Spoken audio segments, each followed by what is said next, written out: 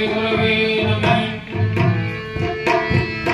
सतगुरु बिना जानिए ज्ञान उजाला हो, भरम का भाड़ा तोड़ कर रहे अकेला हो।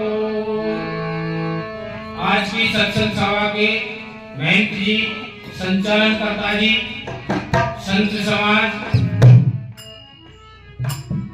श्रोताओं, वक्ताओं, मातृशक्ति, मैं आपके सामने अपने विचार रखूंगा, तो गलती हो तो क्षमा करें। सत्संग मनुष्य के जीवन में अति महत्वपूर्ण है। शुद्ध ज्ञान की प्राप्ति सत्संग के माध्यम से होती है।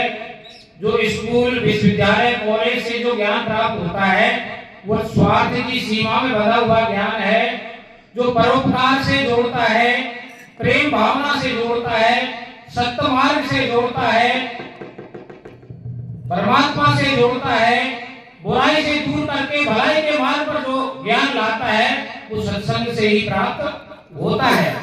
हम हमारे निज स्वरूप को पहचान सकते हैं तो सत्संग के माध्यम से पहचान सकते हैं। अच्छे संतों की पहचान कर सकते हैं तो सत्संग के माध्यम से ही कर सकते हैं। और संतों के पास जो शब्द मिलता है उस शब्द को पाकर के हम सुख की अनुभूति करते हैं, क्योंकि शब्द के अंदर सुख छुपा हुआ है और शब्द विधेय है, परमात्मा भी विधेय है। अतः संतों का दिया हुआ शब्द ही परमात्मा का स्वरूप है और हमारी जो श्रोता है वो आत्मा का स्वरूप है। शब्द और श्रोता का जब मेल मिलेगा तो हमको कल्याण का रास्ता प्राप्त हो जाएगा। हम भटके हुए जीव नहीं रहेंगे और सद्मार्ग पर चलते रहेंगे। कुछ लोग जो संत शरण में नहीं पहुंचे हैं वो आज भी दूसरे के खेल को बिगाड़ने में लगे हुए हैं। अपनी बहुमूल्य ऊर्जा को दूसरे का कार्य बिगाड़ने में लगे हैं। वो दूसरा का खेल तो नहीं बिगाड़ सकते लेकिन स्वयं का बिगाड़ जरूर लेते हैं। आपने देखा होगा बहुत सी गृहस्थियां जो किसी जमाने में बहुत अच्छी थी, लेकिन जब उनके घर में बुराई का प्रवेश हो गया तो वो गृहस्थी चौपट हो गई। और जिन गृहस्थियों की दीनहीन स्थिति थी लेकिन उन्होंने परमात्मा से अपना हेत नहीं छोड़ा और अपने काम से हेत नहीं छोड़ा, दूसरे का कार्य नहीं बिगाड़ा, आज वो गृहस्थी ऊपर है। अतः मेरा आपसे अनुरोध है स्वयं का कार्य करें और मदद हो जाए तो दूसरे के कार्य में भी करें और नहीं हो मदद तो किसी का खेल को नहीं बिगाड़ें। मैं मेरे निजी अनुभव से कह रहा हूँ, काया में घुस करके जिसने बताया है कि परमात्मा ने हमें वो लाठी दी है जो वैज्ञानिकों के द्वारा बनाई हुई मशीन में जांच में नहीं आती है। और जो लोग उस परम पिता परमेश्वर को भूल जाते हैं और धर्म के विपरीत कार्य करते हैं, उनको सीधे रास्ते पर लाने के लिए हमको जिम्मेदारी दी गई है। जब तक वो रास्ते पर नहीं आते, परमात्मा से नहीं जुड़ते हैं, तो उनकी हम गृहस्थी भी चौपट कर देते हैं और हमारा खेल किसी की पकड़ में नहीं आता। जिनके लिए आप गंडे तावीज करवाते फिरते हो, यदि आप सत्संगति से जुड़ गए, धर्म के रास्ते पर आ गए, परमात्मा को हृदय में धारण कर लिया, किसी सच्चे संत के लाल बढ़ गए, तो आपको वो परेशानी कभी जीवन में नहीं आएगी। बुराई से हट करके अच्छाई की ओर बढ़े, आपकी काया के अंदर ही उसको खोजें। हमारे वेदों में उल्लेख है, तत्वमसि तुम ही ब्रह्म हो, अर्थात हम जैसे मैं उस परमात्मा की फोटोकॉपी हूं, ऐसे आप भी उसी की फोटोकॉपी हैं। तो हमको सबके अंदर उसको देखना है। दूसरी स्टेप है साधक को अहम ब्रह्मास्मि, एको ब्रह्म द्वितीय नास्ति, ब्रह्म एक है दूसरा नहीं है। ऋग्वेद की सूक्ति में लिखा हुआ है एकम सतः विप्रा बहुधा वदन्ति, परम सत्य एक है उसको अनेक नामों से जाना जाता है। उसी को राम कहते हैं, उसी को कृष्ण कहते हैं। दादूपंथियों ने उसको सतराम नाम दिया, सिख लोगों ने सत श्री अकाल कहा, मुसलमानों ने उसको अल्लाह कहा और कबीर पंथ के लोगों ने शाहिद कहा। हम उसको राम कहते हैं। उसकी कोई प्रतिमा नहीं है। यजुर्वेद में उल्लेख है न तस्य प्रतिमा अस्ति, उसकी कोई मूर्ति नहीं है। वो मूर्ति गढ़ता है, हमको उसकी मूर्ति बनाने का कोई हक नहीं है। कुरान शरीफ कह रही है ला इलाहा इल्लल्लाह, परम पिता परमेश्वर एक है, दो नहीं, और उसको छोड़ करके दूसरों को पूजना घोर पाप है। इससे आगे तीसरी सीढ़ी पर अहम ब्रह्मास्मि, मैं ही ब्रह्म हूं और जो मेरे अंदर है सो ब्रह्मांड में है। अघोर पंथ के साधु कहते हैं यत पिंडे तत ब्रह्मांडे, जो पिंड के अंदर है वही ब्रह्मांड में है। और मैं 3 किरणों के तत्व से बना हुआ हूं, अल्फा बीटा गामा, और इन तीनों से ही ब्रह्मांड बना है और इनसे सभी जीव जंतु बने हैं, कोई अंतर नहीं है किसी में। आगे सो अहम, वो है सोई मैं हूं। सो माने परमात्मा और अहम माने जीवात्मा। परम पिता है सोई मैं हूं, अर्थात मैं उसका बीज हूं।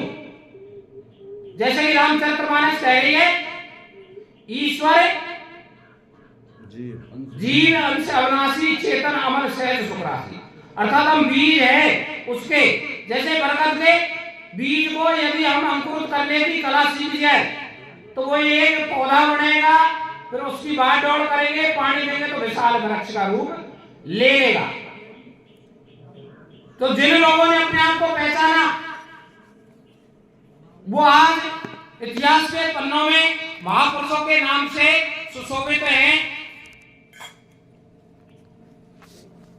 कुरान शरीफ इसका उल्लेख कर रही है बभी अनफू शेकुल तब से,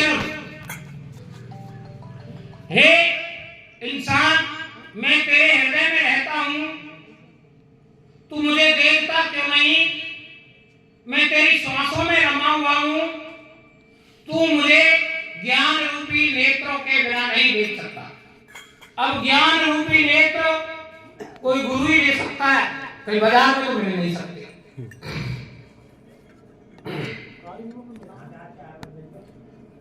गीता जी कह रही है ईश्वर सर्वभूतानां हृदयेषु अखिल तिष्ठति, सर्वभूतानि यंत्राणि रूढ़ानि ब्राह्मण माया।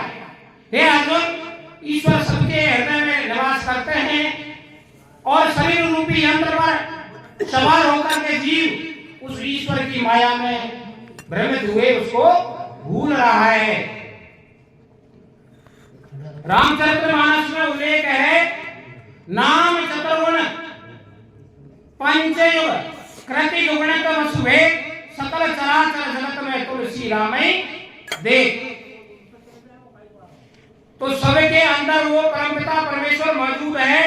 जब हम भलाई के रास्ते पर चलेंगे तो उसको काया में एहसास करेंगे, उसका दीदार करेंगे, अनुभव घमंड आजा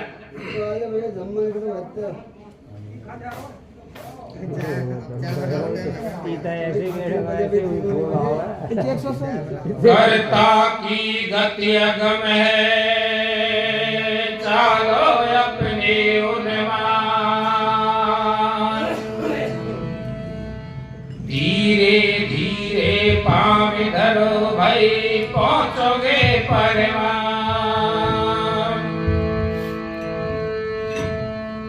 अगमे अगोचर गमे नहीं,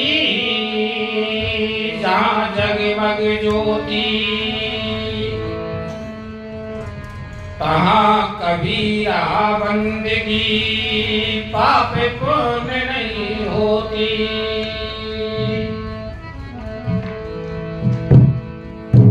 आधी रात बीत गई जगत सब सोच, जिनको चिंता फिर की भई नींद कहाँ से हो।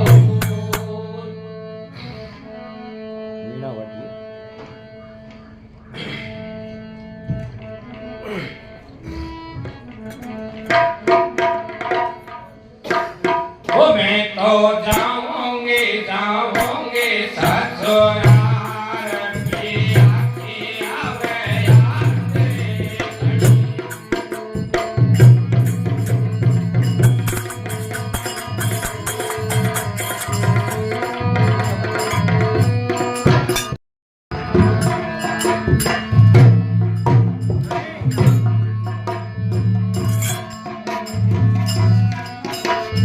मैं तो जाऊंगे जाऊंगे ससुराल की आखियाँ बयान तेरी।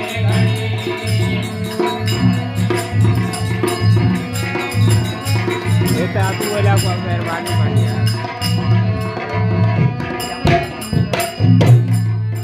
ओ आखिरी घड़ी की आखियाँ बयान तेरी।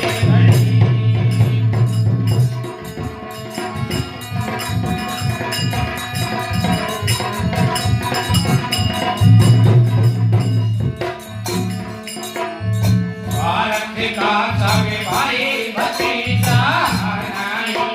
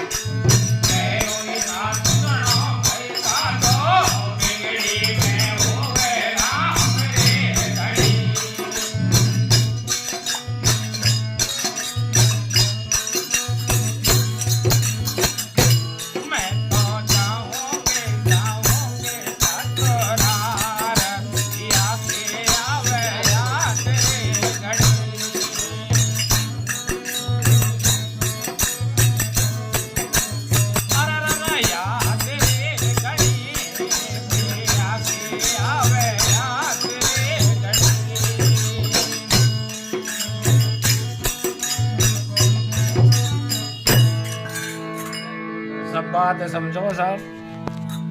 5 जन